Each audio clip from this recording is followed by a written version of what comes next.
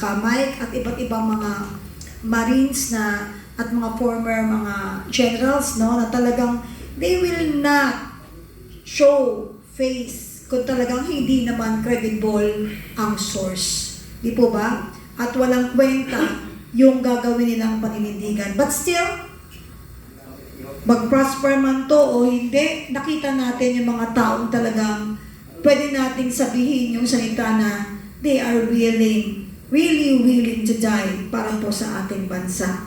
At Tatay Rani, ano pong mensahe sa mga Pilipinong litong-lito na sa magkakaibang bersyon ng mga pangyayari? Dito pa lang, ayan, dumadami na. Umalis na sila sa Senado, humabol dito.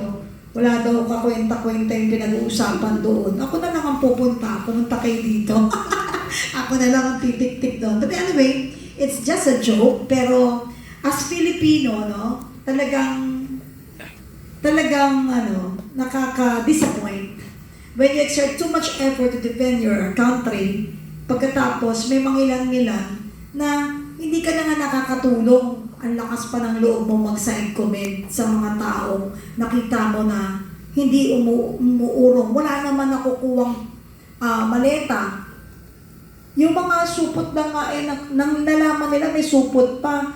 Yung supot daw, sabi, bakit may maleta pala, supot lang kami. Doon pa lang makikita niyo hindi pantay ang pagkilala. So kung ako sa inyo, manindigan na lang kayo sa tama bilang Pilipino dahil lahat yan may halaga para sa mga naninindigan. Kesa naman nakita ninyo, di ba? Nasabit pangalan mo, supot lang pala binigay sa'yo. Nakakatawa. Parang gusto mo magsalita, it's unfair, parehas lang naman kami ng sinabi. But you cannot say it anymore. Eh ngayon, nalaman mo, supot lang ang tingin sa'yo, hindi maleta. So, doon pa lang minamaligid ka na. So, doon ka na lang sa mga taong pantay ang tingin sa lahat ng mga Pilipino. Biro talaga, no? Pati sa mga rasyon. Sa mga rasyon. But anyway, moving forward, gusto ko natin tanungin, ano ang inyong mensahe sa mga Pilipino tulad ng sinabi kong litong-lito, kasama kami, pero kami hindi nalilito.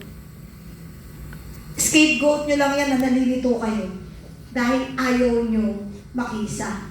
But this time, together with our Tatay Rani ng Distrito 2 ng Quezon City, hindi pa pwede ang mga ganyang mga salita dahil talagang sasampalin kayo ng katotohanang kasagutan. Tatay Rani, bigyan nyo nga ng mensahe, ang daming Pilipinong litong-lito na. Mula sa Senado hanggang sa EDSA, papunta ng Malacanang, lahat yun naka-barbed wire. Wala kayong papasukan. Pero bilang Pilipino at nagsasama-samang naninindigan sa tama, hindi pa huli ang lahat. Tatay Rani, please? Yes. Sa lahat po ng sumisigaw ng pagbabago, alam niyo po ang salitang pagbabago, dapat po ang pagbabago yan magsisimula sa sarili po natin. Baguhin po natin ang sistemang meron po tayo ngayon. Gusto mong sumisigaw ka ng pagbabago pero takot ka naman. May mga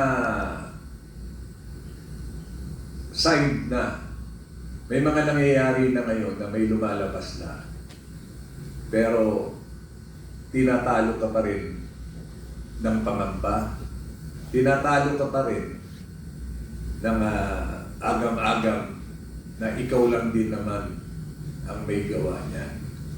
Sana alalahanin natin na tayong Pilipino, bansang Pilipinas, kilala tayo may paninindigan, may pagmamahal. Sana maalala nyo si Lapu-Lapu. Sana maalala nyo si Jose Rizal. Sana maalala nyo ang ating pong Panginoon na ginawa ang lahat ng bagay para sa atin. Hinahayaan niyang mangyari ito dahil mayroon po siyang gustong ipahiwatig po sa atin. Nasa atin ang pagbabago. Nasa atin ang pag-angat puli. Kung kayo ay nakikiramdam lang ayaw kayong tumilan sa katotohanan, wala akong mangyayari sa bansang ito. Ang bid po ngayon ay nasa atin.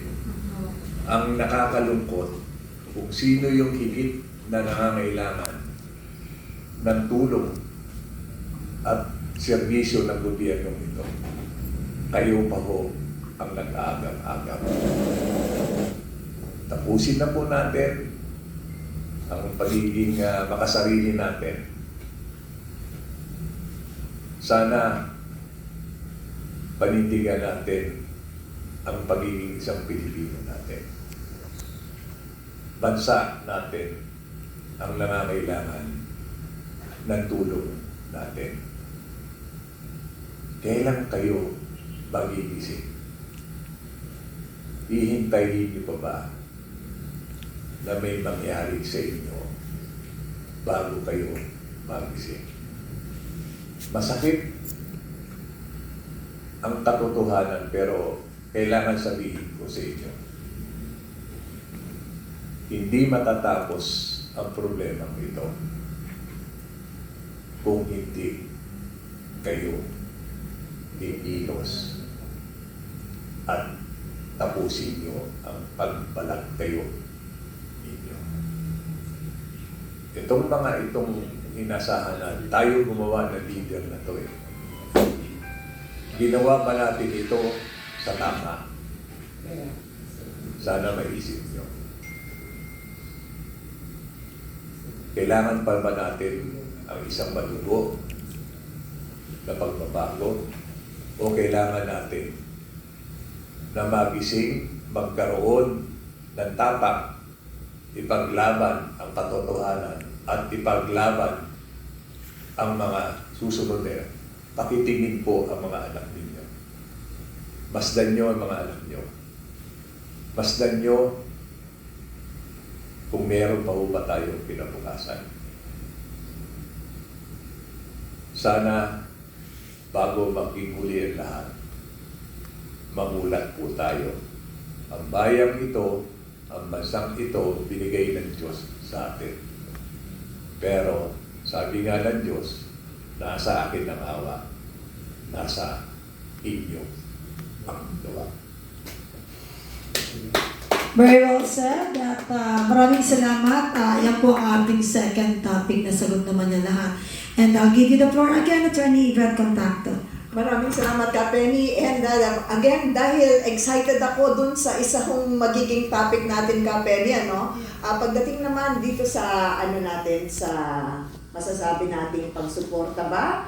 Or pagkilala, no? Sa liderato ni Vice President Sara Duterte. Marami-rami tayong katanungan dyan para kay Councilor. At saka syempre yung paborito nating rapid fire, no? Dalawang bagay lang po, no? Dahil may nasabi nga si Councilor, pagdating ho sa natin na sa pananampalataya ho sa Panginoon.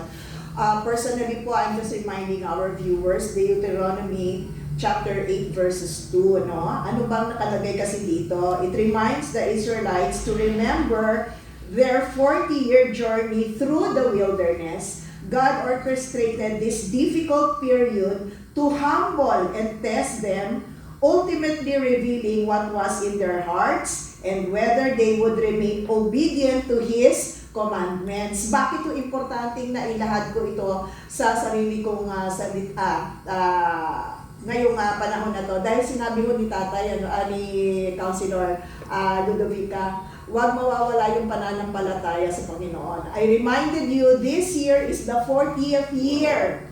Simula 1986, na supposedly galing sa martial law na madilim na kasaysayan ng ating bansa, binigay sa atin ng Panginoon yung EDSA People Power Revolution na walang namatay, pero naibalik ang demokrasya. Pero sa 40 taon na to, bakit tila bumabalik na naman tayo sa mga madilim na karanasan natin? Kasi pinapakita sa atin ng Panginoon kung ano ba talaga ang nasa puso natin. Sinabi na ni Tatay, hindi ba? Paano matitigil ang korupsyon pagdating ng eleksyon? Huwag na kayong tumanggap ng ng binibigay sa inyo. Kasi lalabas at lalabas sa puso nyo yan, and what do we want for this country, okay? So anyway, isa lang ang katanungan ko, Councilor, paano maibabalik ng taong bayan ang tiwala sa